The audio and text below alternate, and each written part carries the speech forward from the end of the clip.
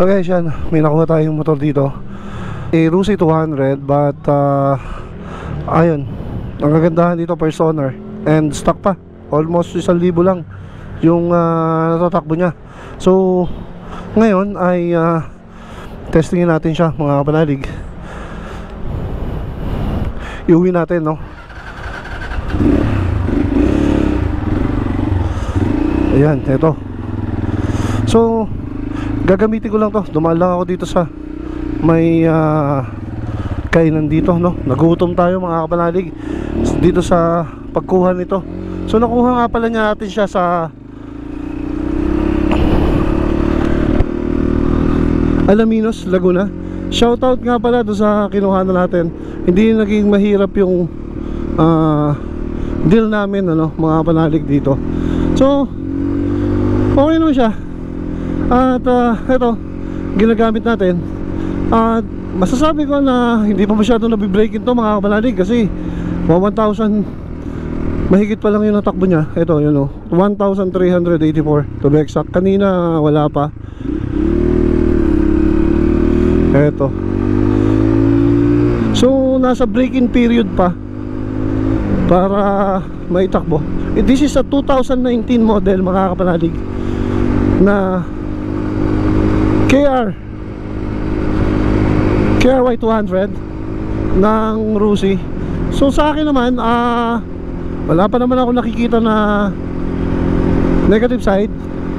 Yun lang yung napansin ko lang, kailangan pa talaga ng break-in. So doon pa lang tayo makakapag-comment. Siguro makakasama natin to sa mga susunod nating mga vlog. Malimat din nating makakasama tong si, ano bang papangalan natin dito, si Pongkan, ano? Kasi kulay orange siya. Gawin natin si Pongkan na motor na makakasama natin sa mga vlog natin, mga kapanalig. Iuwi natin siya, dililisin. Kanina napakaganda niya, makinis, malinis. Ngunit na ngayon ay medyo ang dumi na dyan, mga kapanalig. Sobra. Kasi napadaan tayo sa masasamang madudumi na lugar, ano, mga kapanalig. So ito, pauwi tayo ngayon, mga kapanalig.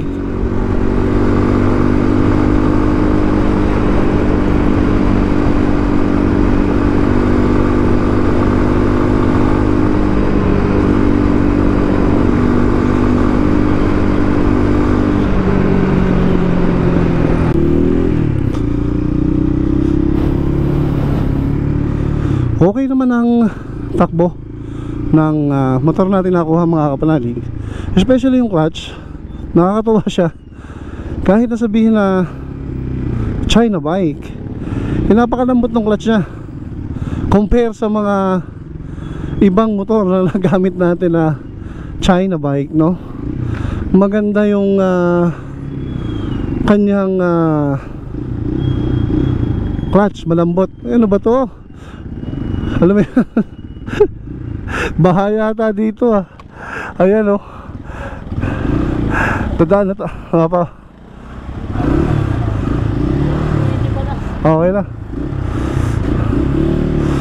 Ayan, may mga nanguhuli daw. Diretso na natin yan, mga kapanalig. So first na napadaan tayo sa anong tinatawag dito, ang lalim, patay, basa tayo dito. Ayaw tumigil, bumaha.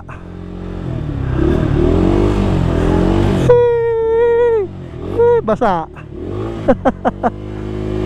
Ayan, napadaan tayo sa ang lalim.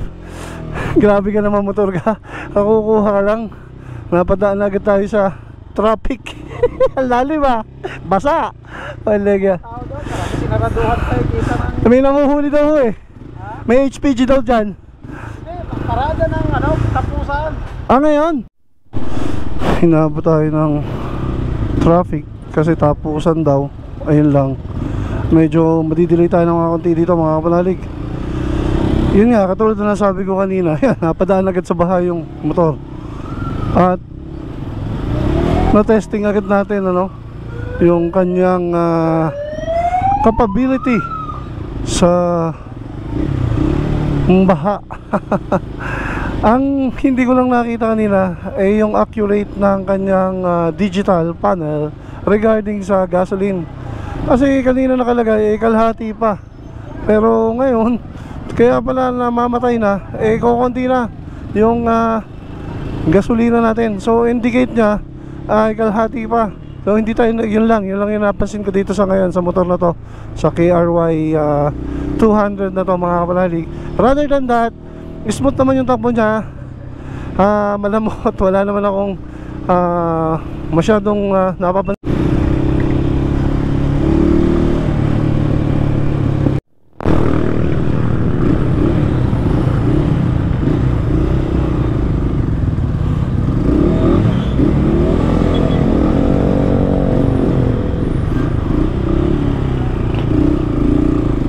So nasubukan na siya natin sa traffic mga kapanalig. Ang kagandahan niya madali lang siyang ilusot. Hindi siya mabigat na ilusot sa traffic. Kaya okay na rin to mga kapanalig. So doon sa mga naghahanap ng motor na hindi gasinong mahal, ano, may recommend ako sa inyo itong motor na to mga kapanalig. Kasi kung ang gusto nyo sa trail or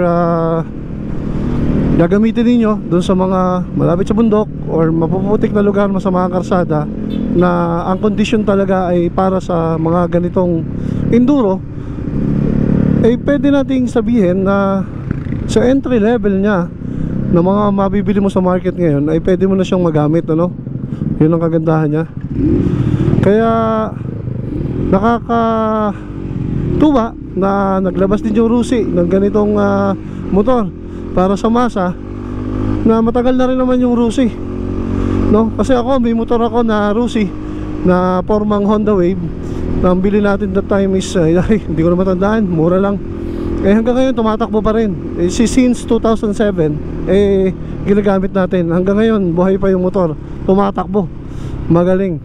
So eto, sa kanyang entry level na hindi ko alam kung magkano yung price, nakuha lang natin siya na second hand mga kapanalig, pero sabi mga nasa 70 plus, napakamura niya. Samantalang kasi yung mga kalaban niya sa market, like yung mga sa Honda, naglalaro yun sa 150 to 130,000. So siya 70 to 80 lang. Ang laki diferensya, di ba? Kaya napakaayos. Ito namang nakuha natin na to ay 2011 model, pero ang natatakbo niya ay 1.3 something lang nung makuha natin. Kaya sabi ko, okay na rin. Parang tayo na rin yung nag-break in ito mga kapanalig. Hindi na kasi ginagamit ng may-ari. So doon sa mga maghahanap ng gusto nyo mag-trail, pwede naman. May power din naman siya compare sa ibang motor.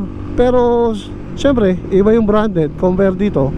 Ito masasabi ko doon sa mga naghahanap ng affordable na motor na magagamit nila, ano, sa pang-araw-araw na gawain, doon lalo sa mga malalayo at mapuputik na lugar, kayang-kaya naman ito. The best na to mga kapanalig. Hindi ko siya masasabing maganda sa highway kasi yung gulong niya pang mud talaga, at ramdam mo pagka nasa ganitong asphalt yung pakiramdam na alam mo yun, medyo matigas. Hindi ganun yung feeling natin kapag nasa highway, no? Yung iba pinapalitan ng parang motard na gulong na pang highway. Pero tayo, kaya tayo kumuha nito mga kapanalig ay para, alam nyo na, magamit natin doon sa mga lugar dito na medyo nahihirapan yung NMAX natin, yung mga motor natin na magamit. So siguro sa mga susunod na mga araw makikita nyo mga kapanalig yung paggamit nito natin na madalasan. Kasi marami pa rin mga lugar dito na hindi pa kompleto o masama pa yung mga karsada, na nahihirapan tayo pag si NMAX ang gamit natin. Dahil siyempre yung gulong naman ni NMAX ay hindi kasing laki ng gulong nito, na ginawa talaga para sa masasamang karsada mga kapanalig. Kaya sa inyo po, kung gusto nyo na humingi ng advice or kung ano ba yung first impression pa natin dito, first impression pa lang po to, hindi pa ito yung review natin, ano? Kumbaga quick immediate review lang, dahil kakukuha lang natin yung motor. Yung pa lang masasabi ko sa inyo. Yun nga lang, ang napansin ko, wag kang mag-rely dun sa gauge ng kanyang gasolina, kasi kanina muntik na tayong mapatirek dahil nakalagay dun puno, halos kalahati pa, pero wala na pala naman, ano? Kaya mahirap din. Ito mga kapalalig, ito po yung motor ng Rusi KRY 200.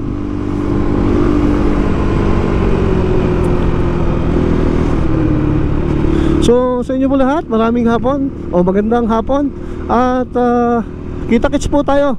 Lalo tigit, antabayan na po ninyo yung mga review pa natin dito. Kumbaga ito, yung first impression lang natin doon sa motor. Darating po tayo na i-review natin lahat. From lahat ng parte ng motor na to ay i-review natin, para at least may idea po kayo kung gusto nyo bumili nitong motor na ito, mga kapalalig. So sa inyo po lahat, maraming salamat and thank you for always supporting Kapanalig.